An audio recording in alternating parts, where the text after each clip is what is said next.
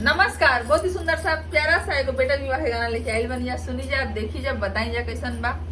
अरे एहा पार गंगा हो, हा पार जमुना, बिचारी लवंगिया के डाढ़। अरे एहा पार गंगा हो, हा पार जमुना, बिचारी लवंगिया के डाढ़। अरे लगना के माताला दुल्हा गवाना दुल्हा दूरे ले लवंगिया के डाढ़। अरे लगना के माताला दुल्हा गवाना दुल्हा दूरे ले लवंगिया के डाढ़।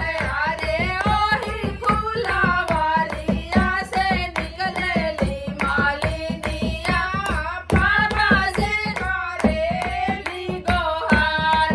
अरे ओही फुलवरिया से निकलेली मालिनिया, पापा से करेली गोहार। अरे बारी जिनाए राजा अपना छैलवा, दूरे ले लवंगिया के डाढ़। अरे बारी जिनाए राजा अपना छैलवा, दूरे ले लवंगिया के डाढ़। अरे आवेते हुए मालिन जेठ भाई सखावा, छैला के करबो बियाह। अरे आवेते हुए मालिन जेठ भाई सखावा, छैला के करबो बियाह।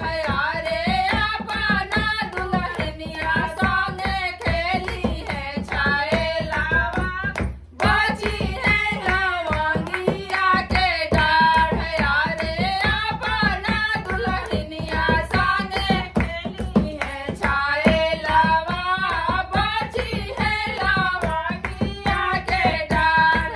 अरे हा पार गंगा हो, हा पार जमुना, बिचारी लवंगिया के डाढ़। अरे हा पार गंगा हो, हा पार जमुना, बिचारी लवंगिया के डाढ़। धन्यवाद। गाना अच्छा लगे तो जरूर चैनल के लाइक करी जा, सब्सक्राइब करी जा। हमने के चैनल पर नया बनी जा तो सब्सक्राइब करके जाई जा। फेसबुक पेज पे बनी जा तो जो फॉलो कर ली जा। हमनी के यूट्यूब चैनल के नाम है भोजपुरी गीत विद नीतू एंड अमृता। तो ओकरो के सब्सक्राइब करी जा। धन्यवाद।